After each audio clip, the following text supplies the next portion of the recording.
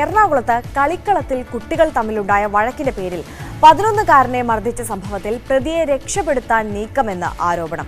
കുട്ടിയെ മർദ്ദിച്ച സുനിത അഫ്സലിനെതിരെ ചുമത്തിയത് ദുർബല വകുപ്പുകളാണെന്നും ബാലനീതി വകുപ്പുകൾ ഉൾപ്പെടുത്തിയിട്ടില്ലെന്നും SP-ക്ക് നൽകിയ പരാതിയിൽ കുട്ടിയുടെ കുടുംബം ആരോപിക്കുന്നു.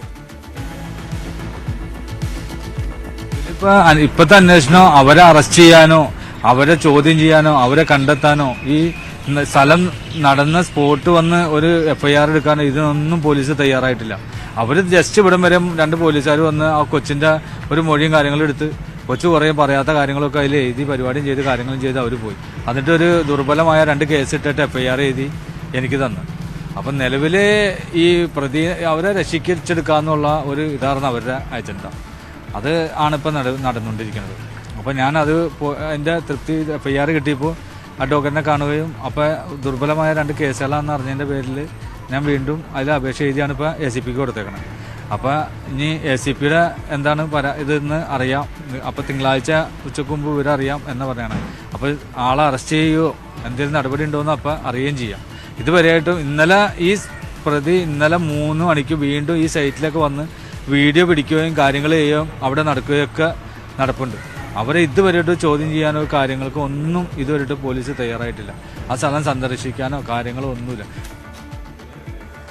അതേസമയം കുട്ടിയെ മർദ്ദിക്കുന്ന CCTV ദൃശ്യങ്ങൾ കഴിഞ്ഞ ദിവസം പുറത്തു വന്നിരുന്നു. കുട്ടി ഇപ്പോഴും കളമശ്ശേരി മെഡിക്കൽ കോളേജിൽ ചികിത്സയിലാണ്. തേവയ്ക്കൽ ക്ലോട്ടിമൂലയിലായിരുന്നു സംഭവം. വിവരങ്ങളുമായി MS അനീഷ് കുമാർ ചേരുന്നുണ്ട്.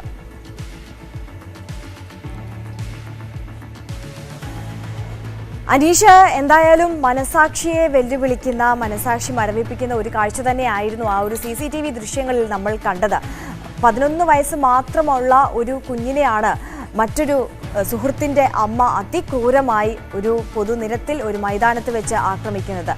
എന്നാലും ആ ഒരു ദൃശ്യങ്ങൾ കൃത്യമായ തെളിവുകൾ ഉണ്ടായിട്ട് പോലും ഈ പ്രതിക്കെതിരെ കൃത്യമായ ഒരു നടപടി പോലീസിന്റെ ഭാഗത്തു നിന്ന് ഉണ്ടാകുന്നില്ല. പ്രതിയെ സംരക്ഷിക്കാനുള്ള നീക്കങ്ങളാണ് പോലീസിന്റെ ഭാഗത്തു നിന്ന് ഉണ്ടാകുന്നത് എന്നുള്ളതാണ് കുടുംബം ആരോപിക്കുന്നത്, അല്ലേ?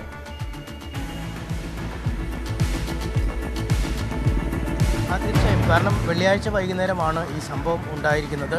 ആ സമയം കഴിഞ്ഞ് ഇത്രയും നേരമായിട്ടും ഈ ദൃശ്യങ്ങളടക്കം പുറത്തു വന്ന് ഈ കുടുംബം പരാതി നൽകിയിട്ടും ഇതുവരെ ഒരു കൃത്യമായ നടപടി ഈ സ്ത്രീക്കെതിരെ ഉണ്ടായിട്ടില്ല എന്നാണ് ഏറ്റവും വിഷയം. കാരണം സാധാരണഗതിയിൽ ഗ്രൗണ്ടിലും മറ്റുമൊക്കെ കുട്ടികൾ കളിക്കുമ്പോൾ പരസ്പരമുള്ള വാക്കേറ്റമോ അല്ലെങ്കിൽ ചെറിയ അടിപിടികളോ ഒക്കെ പതിവാണ്. പക്ഷേ ആ വിഷയം ഗ്രൗണ്ട് കൊണ്ട് അല്ലെങ്കിൽ കുട്ടികൾ തന്നെ പരിഹരിച്ചൊക്കെ മുന്നോട്ട് പോകുന്ന സാഹചര്യമാണ്. എന്നാൽ ഈ സുനിത അഫ്സൽ എന്ന സ്ത്രീ വളരെ ബുദ്ധിയായി ഈ ഗ്രൗണ്ടിലേക്ക് എത്തുകയും ആ കുട്ടിയെ വളരെ മോശമായി മർദ്ദിക്കുകയും ചെയ്യുന്ന ഒരു കാഴ്ചയാണ് നമുക്ക് ആ ദൃശ്യങ്ങളിൽ നിന്ന് കാണാൻ കഴിയുന്നത്. എന്തായാലും ആ ആക്രമണത്തിൽ പരിക്കേറ്റ കുട്ടി ഇപ്പോഴും കളമശ്ശേരി മെഡിക്കൽ കോളേജ് ആശുപത്രിയിൽ ചികിത്സയിൽ കഴിയുന്നു. വളരെ പെട്ടെന്ന് തന്നെ കുടുംബം പരാതി നൽകുകയും ചെയ്തു. എന്നാൽ IPC 294, 323 എന്നിവയ്ക്ക് അടക്കമുള്ള സ്റ്റേഷനിൽ നിന്ന് തന്നെ വേണമെങ്കിൽ ജാമ്യം നൽകി വിടാൻ കഴിയുന്ന തരത്തിലുള്ള ദുർബലമായ വകുപ്പുകൾ ചുമത്തിയാണ് ഈ സ്ത്രീക്കെതിരെ കേസെടുത്തിരിക്കുന്നതെന്നാണ് ഈ കുടുംബത്തിൻ്റെ പ്രധാന ആരോപണം. സാധാരണഗതിയിൽ ഒരു സ്കൂളിൽ പോലും അധ്യാപകർ കുട്ടികളെ മർദ്ദിക്കുമ്പോഴൊക്കെ പോലും ഈ ജാമ്യം ഇല്ലാത്ത വകുപ്പുകൾ ഉൾപ്പെടെ ഈ ജുവനൈൽ ജസ്റ്റിസ് ബാലനീതി വകുപ്പുകളുടെ